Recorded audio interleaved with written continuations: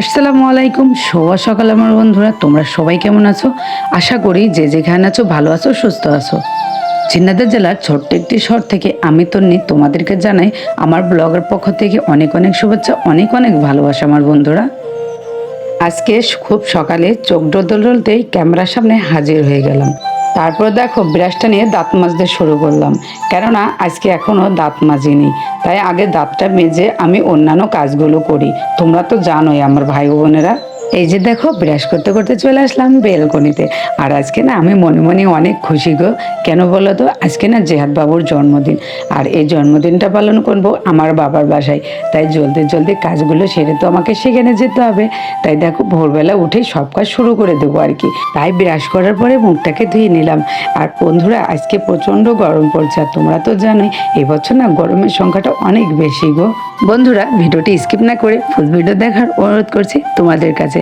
আর আশা করি ভিডিওটি তোমাদের কাছে অনেক ভালো লাগবে। খুব সকাল সকাল উঠে মুখ ব্রাশ করে চলে আসলাম ঘরটা ঝাড় দিতে। আর তোমাদের ভাইয়াকে খুব সকালবেলা উঠে পাঠিয়ে দিয়েছি বাজারে, কারণ জেহাদের জন্মদিনের কিছু মানুষের খাবার আয়োজন আছে, যেগুলো আনতে হবে। তাই তোমাদের ভাইকে বাজারে পাঠিয়েছি, আর সেও খুব ভোরবেলা উঠে বাজারে চলে গিয়েছে। বাজারগুলো আসতে আসতে আমার সংসারের সব কাজগুলো আমাকে গুছিয়ে নিতে হবে। আর এই ঘরটা তো তোমাদের সাথে কখনো শেয়ার করা হয় না, কারণ এই ঘরটা একটু অগোছালো থাকে। আর এই ঘরে তেমন কোনো জিনিস নাই, তাই জন্য ভিডিও আমি করি না। আর তোমরা যদি তিনটে ঘর একসাথে ঝাড় দিতে যাই একঘেয়েমি হয়ে যাবে দেখতে দেখতে, তাই এই ঘরে বেশ একটা আশা হয় না। চলো বন্ধুরা, সংসারের সকল কাজ গোছাতে গোছাতে তোমাদের একটু সুন্দর সুন্দর কমেন্টে রিপ্লাই দিব। এমডি সাদ্দাম ভাই লিখেছে যে আবু তোমার ভিডিও আমি দেখি, খুব ভালো লাগে, আর তুমি আরও ভিডিও করো, তোমার পাশে সবসময় আছি। ধন্যবাদ ভাইয়া এত সুন্দর কমেন্ট করার জন্য। আর আমি তো জানি যে তোমরা আমার পাশে সবসময় আছো আর থাকবে গো। আর আমাদের ধর্মে বা আমাদের নিয়মে কখনো বাসি ঘর রেখে কোথাও যেতে হয় না। তাই সব সময় ঘরের সকল কাজগুলো সেরে বাইরে যাই আমরা। তাই ঘরটা তো ঝাড়ু দিয়ে দিলাম, এখন বিছানাটা গুছিয়ে নিব, তারপর বাকি কাজগুলোও করে নিব। এই বিছানাটা গুছাতে গুছাতে তোমাদের আরেকটা সুন্দর কমেন্টে রিপ্লাই দিই। এক ভাই লিখেছে আবু তোমার কি বিয়ে হয়নি? না ভাই, আমার বিয়ে হয়েছে। আর তুমি হয়তো আমার আগের ভিডিওগুলো দেখোনি, সেখানে আমার হাজব্যান্ডের সাথে ভিডিও আছে। আর ধন্যবাদ তোমাকে এত সুন্দর কমেন্ট করার জন্য। এই যে বন্ধুরা নিয়ে চলে আসলাম কালকে রাত্রে যে জিনিসগুলো কিনে এনেছিলাম সেগুলো। ভাবলাম বাপের বাড়ি যাওয়ার আগে তোমাদেরকে এক এক করে সবগুলো দেখিয়ে দিই। আর এই যে প্রথমে দেখতে পেলে একটা টুপি নিয়েছি বার্থডে, আর এগুলো হলো স্প্রে নিয়েছি, আর স্প্রে 2টা নিয়েছি। আর এদিকে দেখতে পাচ্ছ বার্থডে লেখার একটি স্টিকার, আর এখানে অনেকগুলো বেলুন আছে। আর এই যে মোমবাতি, বড় মোমবাতি, দেন হচ্ছে ছোট মোমবাতি, সবগুলো নিয়ে এসেছি। আর এই যে সাদা দেখতে পাচ্ছ এগুলো হচ্ছে পেছনের ব্যানার দিব। আর বড় মোমবাতির মোটকিটা খুলে যাচ্ছিল বারবার, তাই আবার লাগিয়ে নিলাম। আর এই যে এটা বের করলাম, এটা হচ্ছে যে বার্থডে লেখা সেই বেলুন, একটা একটা অক্ষর থাকে। আর এটা হচ্ছে পুতুল, এটা কেকের উপরে দেওয়ার কথা ছিল, বলেছিল যে কেকওয়ালা দিবে না, তাই আমরা নিয়ে আসলাম। আর এই যে বলতে বলতে বাজার চলে এসেছে, তোমার ভাইয়া কিন্তু বাজার পাঠিয়ে দিয়েছে। আর বাজারের ভিতরে আমাদের সব কিছুই আছে, এগুলো নিয়ে আমাদের একটু পরেই রওনা দিতে হবে। তাই তোমাদেরকে আমাদের বাড়িতে থাকতে সব কিছু দেখিয়ে দিলাম। আর এই যে জেহাদ বাবু বসে পড়েছে তার জুতা নিয়ে, লাল টুকটুকে একটা জামা পরে নিয়েছি। এখন জামা পরেই যাব, কারণ এখন তো রান্না টান্না করতে হবে। তাই শাড়ি পরলাম না, কিন্তু রাতে শাড়ি পরবো বন্ধুরা। আর এই যে বাজারগুলো নিয়ে আমি একা একা যাচ্ছি। জেহাদকে বলেছিলাম একটু ধরতে, কিন্তু জেহাদ ধরেনি, তাই আমাকে একা একাই নিয়ে যেতে হচ্ছিল, অনেক ভারী ছিল গো। একটা ভ্যানে উঠে পড়লাম, আর উঠে এই যে আমার বাবার বাড়ির রাস্তা, এই রাস্তাতে যেতে হয়।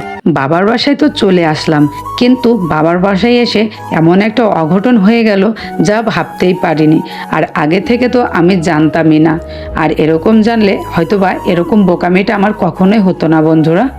আর এখানে এসে পর আমার অনেক কান্না লাগছিল, আমি অলরেডি কেঁদেই দিয়েছিলাম। আর জিহাদকে বারবার বলছিলাম, তো জিহাদ কিন্তু মোটেই রাজি হচ্ছিল না। দেখো জিহাদ ওই পাশে মন খারাপ করে দাঁড়িয়ে আছে, ও অলরেডি কান্নাও শুরু করে দিয়েছিল। আসলে কি হয়েছিল সেটাই তোমাদেরকে এখন খুলে বলি। আসলে তোমার ভাইয়া যে মাংসটা এনেছিল জিহাদের জন্মদিনে রান্না করার জন্য, সেটা আমি ঘরেই রেখে এসেছি ফ্রিজের ভিতর। সেটা আমার আনতে একটু মনে ছিল না গো। তবে এখন আমি কি দিয়ে রান্না করব। জিহাদের পেস বারবার ঘুরছি আর বলছি নিয়ে আসতে, কিন্তু জিহাদ মোটেও রাজি হচ্ছে না। আর রাস্তাটাও অনেক দূর, এখান থেকে আর ভ্যানও পাবো না। কি করি বলো তো, এই ভেবে তো আমার অনেক কান্না পাচ্ছিল। আর তোমাদের ভাইয়াকে যদি এখন বলি আমাকে অনেক বকা দিবে, ও তো দোকান থেকে কখনোই এনে দিবে না। আর জিহাদকে বলছে আর জিহাদও কান্না শুরু করছে, মোটেও যেতে চাইছে না। তারপর বারবার অনুরোধ করার পরে জিহাদ কাঁদতে কাঁদতেই গেল মাংস আনার জন্য। আর বাহিরে যে রোদ পড়ছে কে বা যেতে চায় বলো, আর ও তো একটা বাচ্চা মানুষ।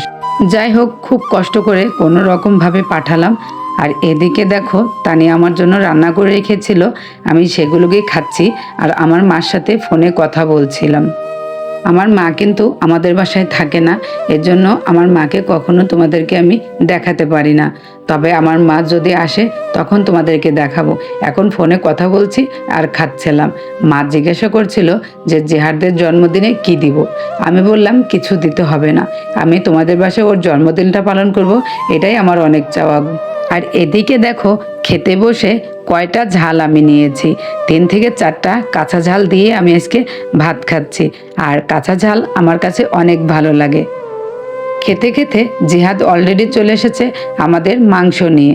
আর জিহাদ এসে হাসছে যে আমি কাঁচা ঝাল দিয়ে ভাত খাচ্ছি। আর এদিকে দেখো, আমার মা একবার কথা শুনতে পাচ্ছে না, তাই আমি বারবার রাগ করছিলাম। জিহাদের জন্মদিনের শুরুতে যে এত হয়রানি হতে হবে তা কখনোই ভাবিনি। তো যাই হোক বন্ধুরা, আজকে হয়তো তোমাদের সাথে কেক কাটা আর রান্নাবান্নার ভিডিও দিতে পারলাম না, তবে পরের পার্টে দিয়ে দেবো। আজকে যদি দেই তাহলে ভিডিওটা অনেক বড় হয়ে যাবে গো। তো যারা আমার চ্যানেলটাকে এখনও সাবস্ক্রাইব করো নাই, তারা প্লিজ আমার চ্যানেলটিকে সাবস্ক্রাইব করে দিও। কারণ আমি প্রতিদিন আসি নতুন নতুন ভিডিও নিয়ে, যাতে তুমি সবার আগে পেয়ে যাও, তার জন্য বেল আইকনটিতে বাজিয়ে দিও গো। আর ভিডিওটা আজকে এই পর্যন্তই, আর বেশি লং করবো না। সবাই ভালো থেকে সুস্থ থেকো, আল্লাহ হাফেজ।